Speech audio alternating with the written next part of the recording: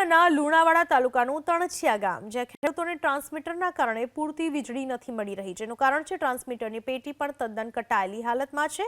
ફ્યુઝની જગ્યાએ વાયરો જોઈન્ટ કરેલા છે. ખેડૂતોનો આરોપ છે કે દિવસે 8 કલાક વીજળી મળવાના સમયમાં અઠવાડિયામાં 4 દિવસ વીજ ટ્રાન્સમીટરમાં તકલીફો થાય છે અને પૂરતી વીજળી નથી મળતી, જેથી પાક પર અસર પડે છે. સાથે જ ટ્રાન્સમીટરની આજુબાજુમાં ઝાડી ઝાંખરા ઉગ્યા છે, એના કારણે વીજ વાયરોમાં સ્પાર્ક તથા આગ લાગવાના બનાવો પણ બને છે.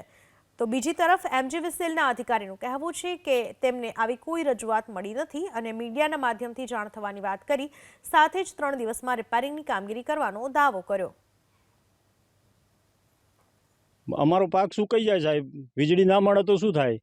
8 કલાકને મોડ 20 ગુંઠા જમીન પીવાય, એમાં આ 2 કે 3 કલાક પાવર મળે અમને, અને અઠવાડિયાની મારા 3 થી 4 દિવસની કમ્પ્લેન હોય છે. 15 દિવસે આગ શોર્ટ સર્કિટના લીધે આગ લાગવાથી બધું લાગી જાય છે અને વારે ઘડીએ અમારે કેબલો નવા નાખવા પડે. 150 પોણા 200 એકર જમીન છે, પણ મોડ લાઇટ જ સાહેબ અઠવાડિયામાં 4 દિવસ તો લાઇટ જ નહીં રહેતું, એમ કહીએ તો ચાલે.